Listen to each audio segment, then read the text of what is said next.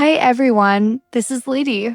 Welcome back to our soft and gentle corner. I hope wherever you are listening from today, you can take a moment to let yourself breathe. Maybe put your hand on your heart. Close your eyes and simply exist in this safe space. Today, I want to talk about something that touches every single day of our lives, whether we realize it or not. That is our feelings, the world of emotions, and especially the words we use to call them by their names. Have you ever noticed how sometimes you feel something stirring inside you?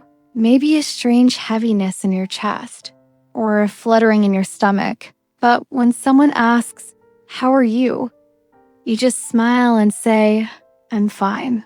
Even though inside you're not sure what you're feeling at all.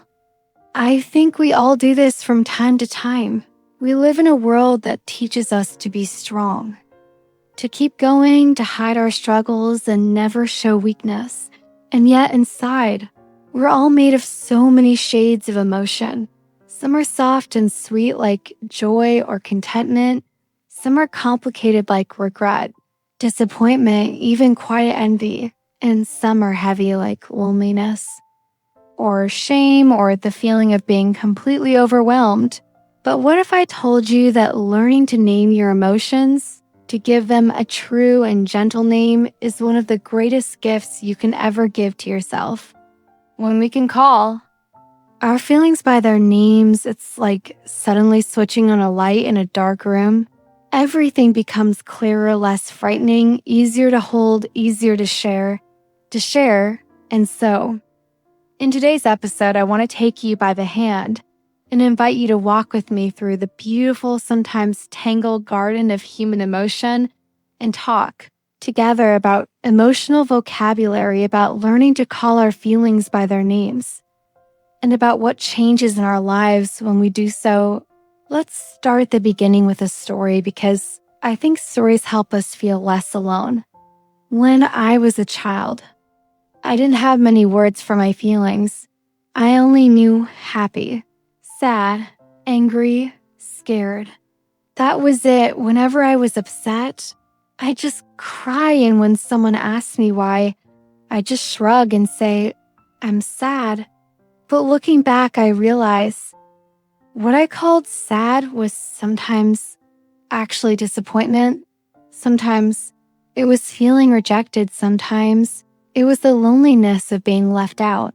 But I didn't know those words yet, so everything just became sad. And because I didn't know how to name it, I didn't know how to talk about it or ask for what I needed. Many years later, as I grew and my world expanded, I started to learn new words. Words like overwhelmed, or anxious, or proud, or jealous. And suddenly, my feelings made more sense when I could say, "I feel overwhelmed."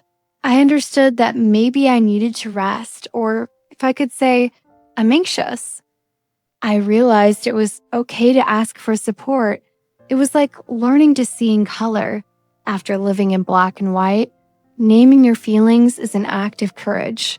It's also an act of kindness to yourself. It means listening honestly to what's going on inside you, even when it's confusing or uncomfortable or messy. And you know what? Every feeling has a right to exist. Every emotion is a message sometimes. It's just a gentle tap on your shoulder. "Hey, you need a break." Sometimes it's a shout. "Pay attention. Something matters here." But if we don't listen, if we keep pushing our feelings down, they don't go away. They just get heavier and harder to carry. So, how can you start this gentle practice of naming your feelings? First, I think it begins with simply allowing yourself to notice. Notice the small signals your body gives you.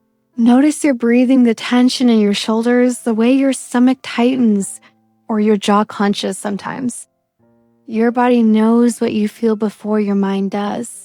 Then give yourself a moment to listen in. What are the thoughts running through your head? Are you replaying a conversation? Are you worrying about something in the future? Are you longing for something lost? Now, try to find the word that fits.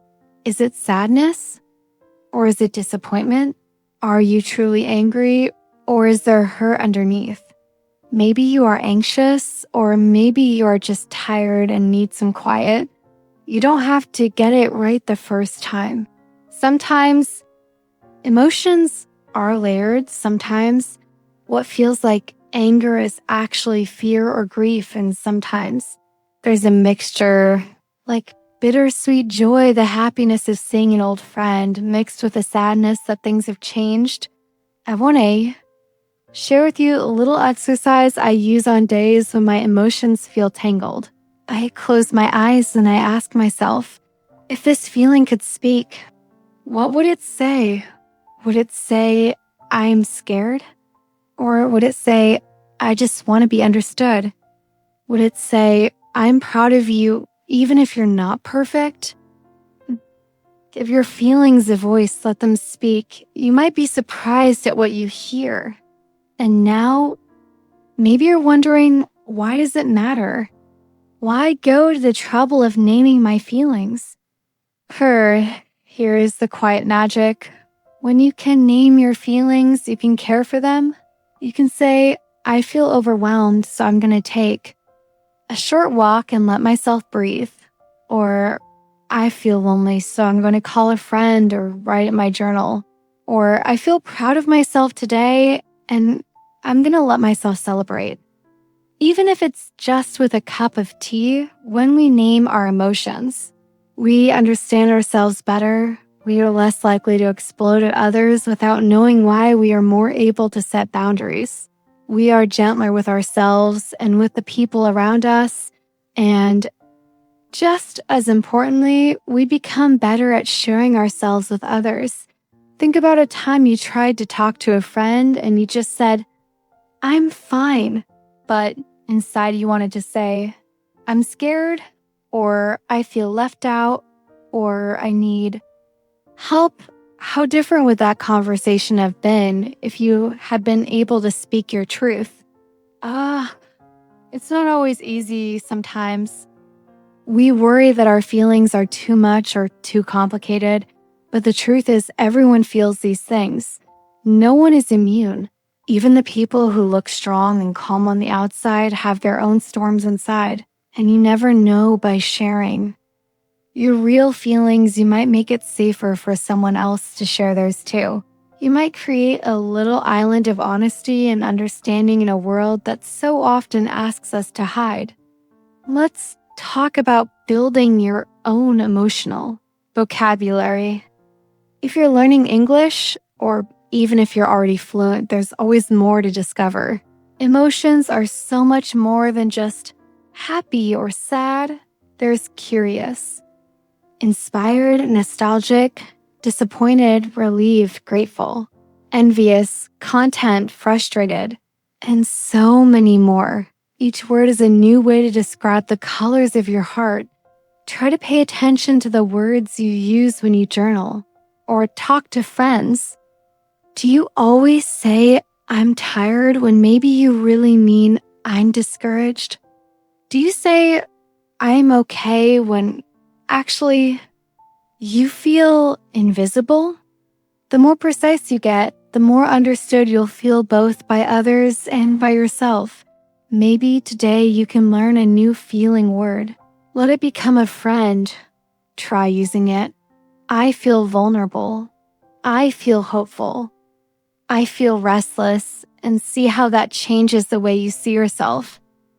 Here's another thing. Sometimes we judge our feelings. We think, I shouldn't feel this way, or I should be stronger. But I want to remind you that all feelings are valid. All of them. There are no bad feelings, only feelings that are asking for your attention. Sometimes they're asking for care, sometimes for rest, sometimes for a little bit of courage to say out loud what's been hidden inside. One of the most healing things you can do is to accept your feelings without judgment, to say, I'm feeling anxious. And that's okay, or I feel envious, and that doesn't make me a bad person. Just human, let your feelings be what they are. Let them come and go. Like clouds in the sky, they don't define you. They're just part of your weather. And on the days when you feel stuck when your feelings are too tangled to name, don't force it. Just sit with yourself gently, put your hand on your heart, breathe. You can even say, I don't know exactly what I'm feeling, but I know I need kindness right now. That is enough. Hi, I know some of you listening might be going through a difficult time. Maybe you're feeling emotions you don't want to feel. Maybe it's grief, or heartbreak, or quiet sadness that's hard to explain. If that's you, I want you to know you're not alone. You don't have to pretend to be okay. You don't have to have all the words sometimes. The most important thing is simply to let yourself feel, to honor what is true inside you, and to know that these feelings, too, will shift and change. You're more than any one emotion. You are a whole universe inside. And if you ever need support, if your feelings feel too heavy to carry alone, reach out to a friend, to a counselor, to someone you trust. There is no shame in asking for help. In fact, it's a sign of deep strength and self-love. So, as we come to the close of this gentle conversation, I want to invite you to practice something simple just for today. Pause once or twice and ask yourself, what am I feeling really? Try to name it, write it down, say it out loud if you can, and if you can, share it with someone you trust. Let yourself be seen, let your feelings be named. And notice what happens inside you when you do. Remember, naming your feelings is not about being perfect. It's not about always knowing the exact right word. It's about listening, about being honest, about letting yourself be fully alive in all your messy, beautiful humanity. Thank you for being here with me today. Thank you for your courage to feel, to listen, to grow. You are not alone in your emotions. We are all walking this journey together, and you are always welcome in this little corner where every feeling has a name and every name is welcome. If this episode brought you comfort, share it with a friend who needs a gentle reminder. And if you want more soft conversations like this, subscribe to Lety's English podcast and join our community of gentle souls who believe that feeling deeply is not a weakness, but a superpower. Until next time, take care of your heart, call your feelings by their names, and remember, you are worthy of love and understanding exactly as you are.